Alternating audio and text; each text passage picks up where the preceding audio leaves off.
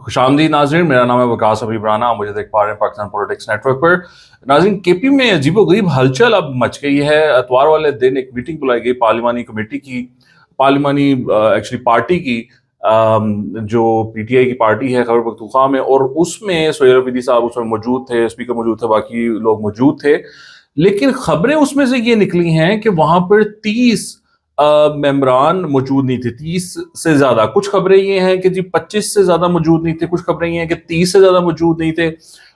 जबकि जो information minister हैं केपी के शफी जान साहब, वो कहते हैं कि 75 मौजूद थे। टोटल ये 92 की इनकी कैपेसिटी है, तो कहते थे कि 75 मौजूद है, 5 जो हैं वो बैरून मुल्क हैं, तो बाकी रह गए 12 नहीं थे, 12 और 5 17, मतलब उनके हिसाब से 17 मिसिंग थे। जो जियो ने रिपोर्ट किया उसके मुताबिक वो कह रहे हैं कि 25 से ज्यादा मिसिंग थे। जो द न्यूज ने रिपोर्ट किया है वो है कि 30 से ज्यादा मिसिंग थे। और इसकी कहानी बड़ी इंटरेस्टिंग है कि ये क्या मामला चल रहा है, ये 30 अरकान क्यों नहीं है। इससे पहले तो हफ्ते वाले दिन जो सोहेल अफरीदी साहब हैं, उन्होंने एक मैसेज किया पार्टी की जो व्हाट्सएप ग्रुप है उसमें, और उन्होंने कहा कि एक पार्टी के इंटरनल जर्नल ने कांटेक्ट किया है एक्सटर्नल जर्नल से और 27 एमपीएस के सपोर्ट का क्लेम किया है। उन्होंने ये भी लिखा कि उन्होंने ये भी उसमें कहा कि पार्लिमानी मीटिंग के मामलात को अंडरमाइन करने की कोशिश कर रहे हैं कुछ लोग।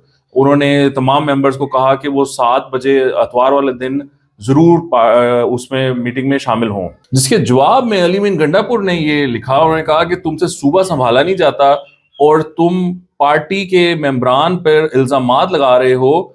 ये ठीक नहीं है कि आप गद्दारी के सर्टिफिकेट बांटो पार्टी लीडर्स के दरमियान। तो ये वहां पर इनकी किटपिट हुई। और उसके बाद जो खबरें आ रही हैं, यानी सोहेल अफरीदी ने ये कहा कि 27 मेंबर्स की एश्योरेंस कराई गई है एक पार्टी के जनरल की तरफ से बाहर के एक जनरल को। और फिर ये खबरें एज पर द न्यूज ये हैं कि 30 से ज्यादा मेंबरान मौजूद नहीं थे इस पार्लिमानी कमेटी की मीटिंग में। तो जाहिर बात है कि ये एक बहुत बड़ी बात है कि अगर आपके 30 मेंबर्स या 25 मेंबर्स या 25 से ज़्यादा मेंबर्स मिसिंग हो और आप अगर वो लोग कहीं मिलके दूसरी पार्टी के साथ, तो इसमें बड़ा फिर प्रॉब्लम हो जाएगी। इसके अलावा बैरिस्टर गौहर ने ये कहा कि पार्टी में कोई फॉरवर्ड ब्लॉक नहीं है, पार्टी में केपी की जो हुकूमत है वो इमरान खान की मर्जी से चलेगी और इमरान खान की मर्जी के बगैर कोई चेंज नहीं आ सकता। अब ये भी इंटरेस्टिंग है कि अगर इमरान खान ने ही नोट दे दिया हो कि ठीक है कर लो इसकी हुकूमत फारिग सोहेल अफरीदी की, तो ये भी एक बात है। अब अलीमा खान की जो सपोर्ट है सोहेल अफरीदी को, वो भी वैसी नहीं रही जैसे कि माजी में मौजूद थी। सो ये एक बड़ी किटपिट चल रही है, एक स्ट्रगल चल रही है। हर कोई अपनी कुर्सी बचाने के लिए, अपनी पावर बचाने की कोशिश कर रहा है। और अली मीन गंडापुर इसमें लगता है कि वो इस टाइम बड़ा कोई हैवी हैंड खेल रहे हैं, बिकॉज वो चुपचाप चले तो गए थे, लेकिन लगता ऐसे है कि वो भूले नहीं कि उनको क्यों निकाला गया था और उनके साथ ज्यादती हुई। और शायद पार्टी के बहुत सारे जो मेंबरान हैं वो भी यही समझते हैं कि अली मीन गंडापुर के साथ ज्यादती हुई, जिसकी वजह से वो उनके साथ खड़े हैं। अगर ये खबरें आप दुरुस्त मान लें कि अगर शफी जान के मुताबिक भी 17 मेंबरान मिसिंग थे, जियो के मुताबिक 25 से ज़्यादा मिसिंग थे, द न्यूज़ के मुताबिक 30 से ज़्यादा मिसिंग थे, तो फिर कुछ ना कुछ तो है जिसकी सपोर्ट अली मीन गंडापुर के पास जरूर मौजूद है। सो आने वाले दिन आई थिंक बड़े इंटरेस्टिंग होंगे। लेट्स सी कि इसमें से निकलता क्या है। अच्छा, यूरोपियन यूनियन का एक डेलीगेशन आया हुआ है जिसको कि हेड कर रही हैं यूरोपीय यूनियन की high representative for foreign affairs and security policy, vice president of the यूरोपीय कमीशन, काया कैलस इनका नाम है, और ये मौजूद है पाकिस्तान में। इन्होंने सागदार के साथ एक प्रेस कॉन्फ्रेंस की है। इसकी सिग्निफिकेंस है वो मैं आपके साथ शेयर करना चाहता हूँ। इन्होंने कहा है कि पाकिस्तान के पास सेल्फ डिफेंस में अपनी जो इंटेग्रिटी है, अपनी जो सिक्योरिटी है, उसके खिलाफ एक्शन लेने का हक मौजूद है। उन्होंने कहा कि अफगानिस्तान के साथ मामला जो पाकिस्तान के खराब हैं, हम तो यही चाहेंगे कि वो बातचीत से हल हो, लेकिन पाकिस्तान के पास सेल्फ डिफेंस में इक़दामात करने का हक मौजूद है। ये बहुत बड़ी बात है। जो उनकी एग्जैक्ट स्टेटमेंट है वो ये है कि Pakistan is a major regional player and an important partner for the EU with the right to defend itself.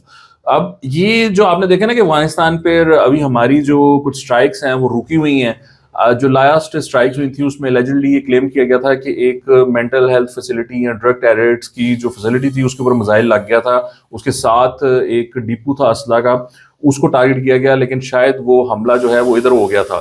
تو وہ ایک جو اس کی وجہ سے ایک بلو بیک آیا تھا کہ پاکستان نے سویلینز کو ٹارگٹ کیا ہے.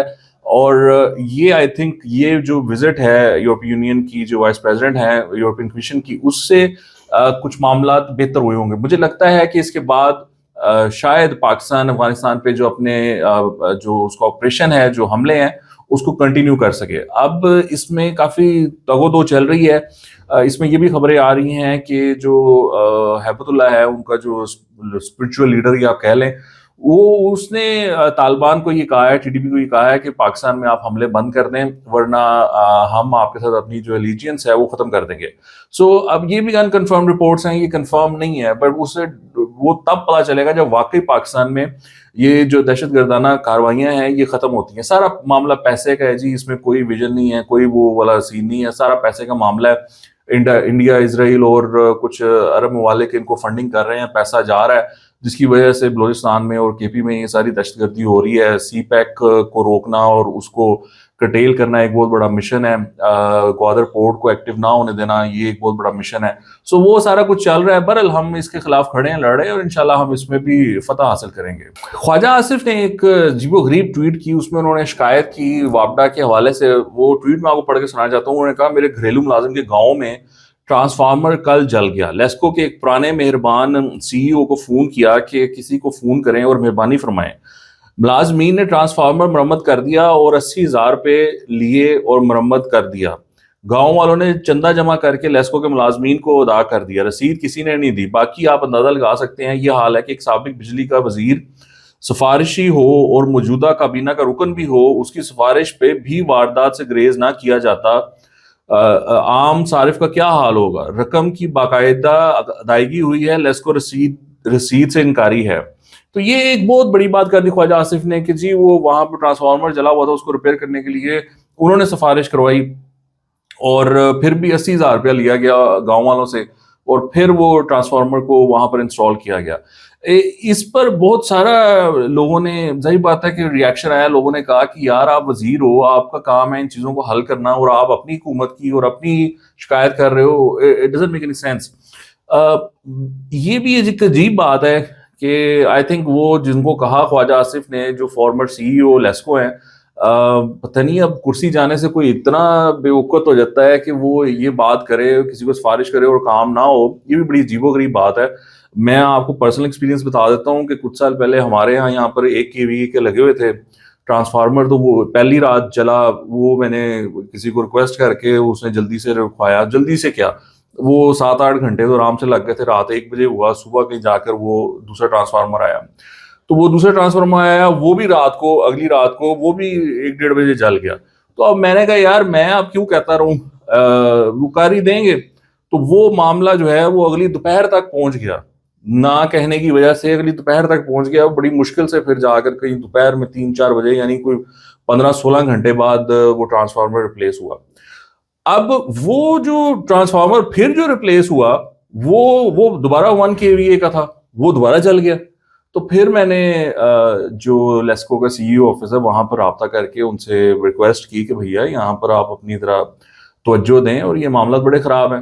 تو وہ جو ایس ڈی او تھا وہ بات ہی نہیں سن رہا تھا. وہ بالکل گھوما ہوا تھا. وہ کچھ 4-5 ٹرانسفارمر جلے ہوئے تھے تو اس کو وہ پھنسا ہوا تھا، وہ کبھی ادھر کبھی ادھر تو وہ پھر وہاں سے ایکسین کو کہا گیا. ایکسین نے یہ ہمارا ادھر سے اپنے آفس سے اس نے نیا جو ہے نا پیل کا 2 kVA کا ٹرانسفارمر بھیجا. وہ پڑا تو اب ہم کئی سالوں سے سکون میں ہیں.